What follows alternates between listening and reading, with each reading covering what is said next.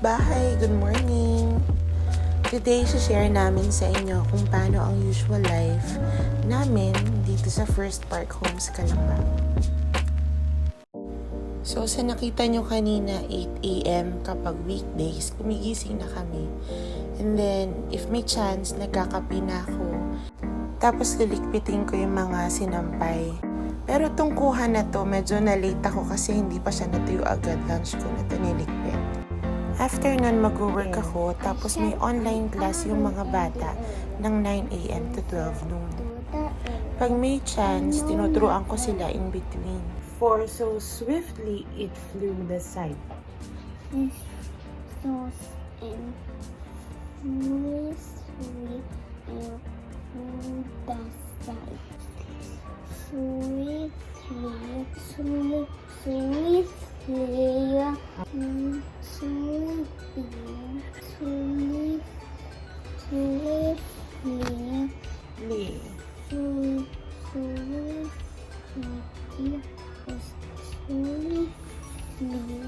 Swiftly, Calvin. Swiftly.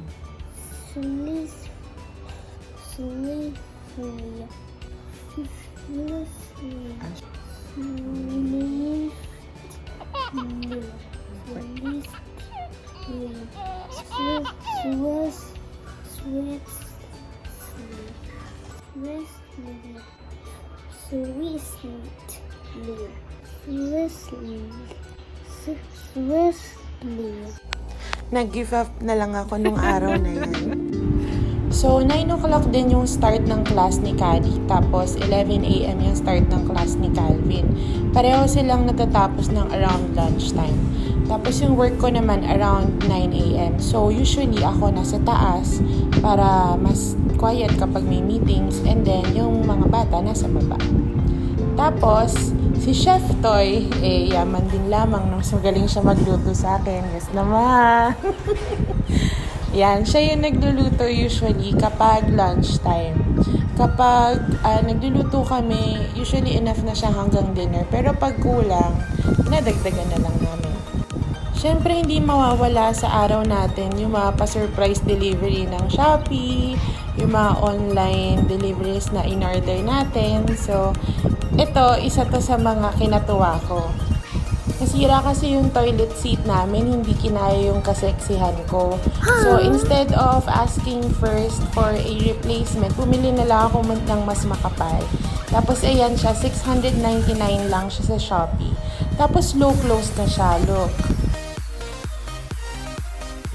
Yan, dahan-dahan siyang sasara at hindi siya basta-basta babagsak. Tapos ang nagustuhan ko pa dito, maganda yung material niya, makapal, tsaka it feels sturdy pag inuupuan. So lalagay ko nila yung link dun sa comment section. Dumating din pala tong Breeze kasi nagkulang kami sa sabon, meron naman akong free delivery voucher sa Shopee. So, less hassle, diba? Favorite talaga namin yan eh. Try nyo talaga kasi to, mabango yan. Tapos, dumating din yung care kit from sa company namin. And, syempre, usually, pag hapon, nagme-merienda kami. Madaming mabibili dyan sa labas. Pero may stock na rin kami sa bahay ng kung anong-anong egg.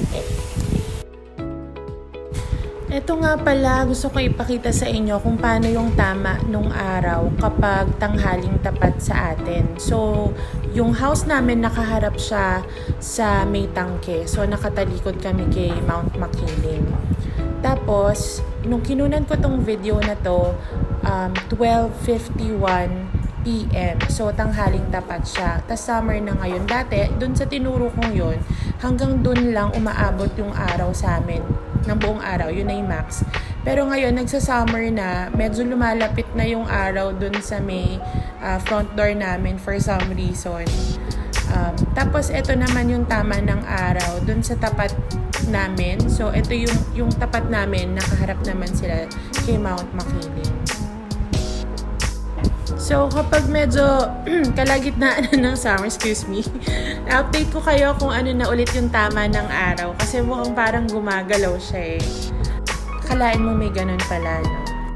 Well, anyway, back on our usual routine. Kapag 5 p.m. na, playtime na ng mga bata. Kasi yun yung time na hindi na mainit sa labas.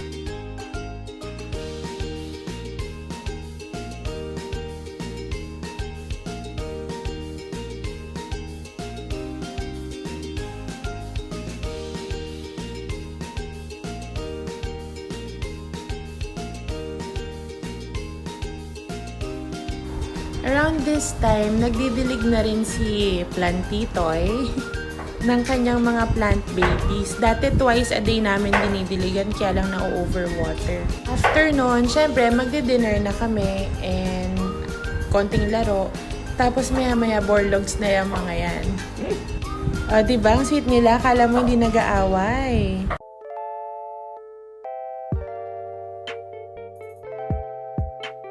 Pag weekend naman dito sa First Park Homes, tahimik siya. So, nare-relax talaga ako. Tapos, usually, para rin siyang outing kasi yun yung time na dumadalaw yung mga pinsan ko or minsan magluluto kami ng gusto naming food or kakain sa gusto naming kainan or makikipag-barter ng food sa kapitbahay or kahit simpleng kulitan lang.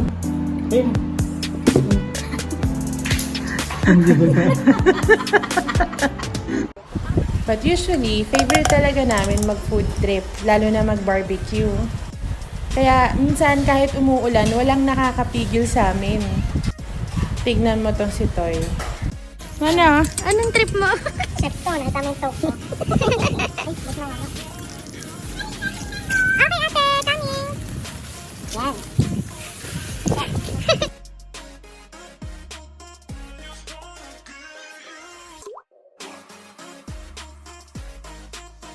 Apart from pagpo-food trip, mas nag-e-enjoy din akong gumawa ng mga macrame ko dito sa First Park Homes kasi nga mas tahimik, tapos relaxing. Next time, share ko sa inyo yung mga macrame na ginawa ko. Hello! Tapos ayan, hello sa mga kapitbahay. Tapos minsan naaya ako ng isa nating kapitbahay, si Miss Mary Ann. Unfortunately, siya pala yung may-ari ng drip tea na sobrang favorite namin. Walang halong joke yon, try nyo talaga. Tapos napansin ko dito sa First Park Homes Calamba, siguro dahil lang din sa location, yung culture maganda, parang ang daling makasundo yung mga tao. Well, so far para ang daling mag-build ng friendship. Tapos ito, share ko lang, grabe kaya naman pala ang sarap ng drip tea. Yung mga ingredients niya talagang legit. Oreo talaga yung gamit at saka Nutella. Tapos ito, nung after namin mamili nung supplies niya for drip tea, tumambay lang kami dito sa may harap ng Eton. Tapos, kinain namin yung binili namin pizza.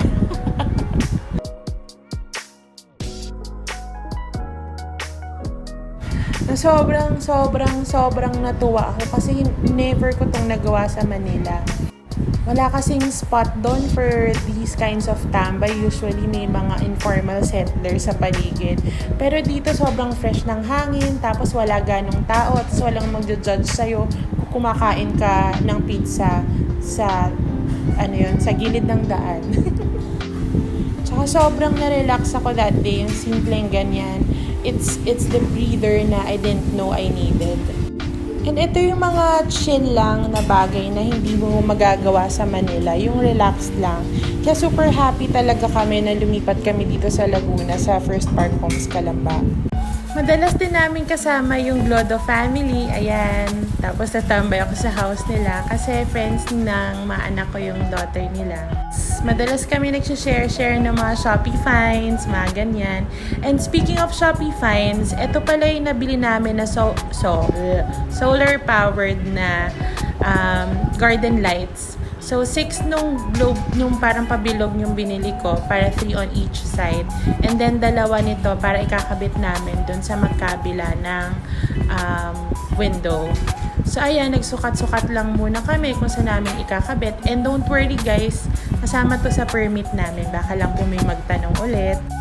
So, kung hindi pa naman kayo nakakapagpagawa and balak nyo rin lagyan ng mga gantong lights yung sa may garden area nyo, isama nyo na sa permit para sure tayong cover tayo dun sa mga enhancements na ginagawa natin sa house natin.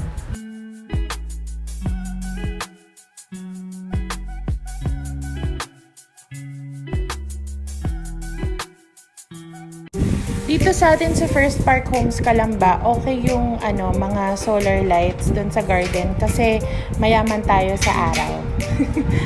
Sa Shopee ko lang pala nabili to. Ito yung details. Ito nga pala yung comparison nung isang klase na solar panel na nabibili mo sa Shopee. So, ganyan siya kalaki. Tapos yung solar panel niya, ganito yan. Compare mo sa thumb ko. Mas maliit siya compare dito sa isa. Diba? So, ito, mas malaki siya. Ilalagay ko na lang yung price nito dyan sa screen. And then, yung price nito nung nabili namin noon. Pero, in terms of performance, parang same lang naman sila. Mas iba lang yung tama ng araw nito. Kasi, pahaba yung yung design. Pahaba yan. Or as ito naman, dot. So, para siyang mga pilik mata, ganun. Kung bet nyo to, marami pang ibang designs yan. Iba-iba yung tama nung ilaw. So, ko na lang, lalagay ko na lang yung Shopee link dun sa description box.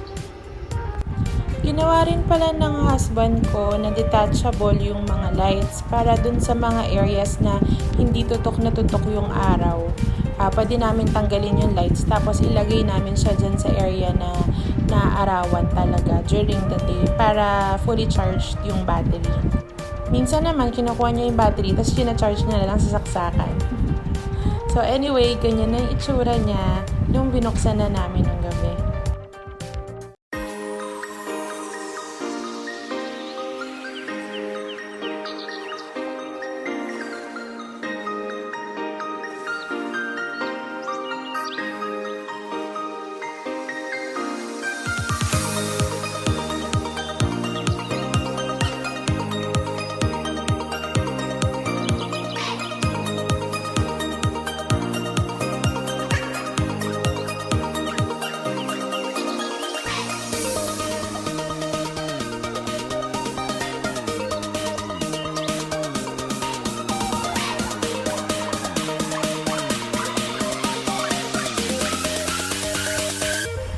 Chinek pala namin siya. Nagising ako ng 12 midnight. Almost 1 a.m. Ayan, may ilaw pa rin siya. And then around 2 a.m. nagising ako, may ilaw pa rin siya. Mga 3 a.m. wala na. Pero okay lang kasi usually tulog ka naman nun. So anyway, salamat mga kapitbahay sa panonood. Kung nakatulong sa inyo itong video namin, like the video and please subscribe to our channel para mas updated kayo sa mga happenings dito sa First Park Homes Calamba. Yun lang, salamat!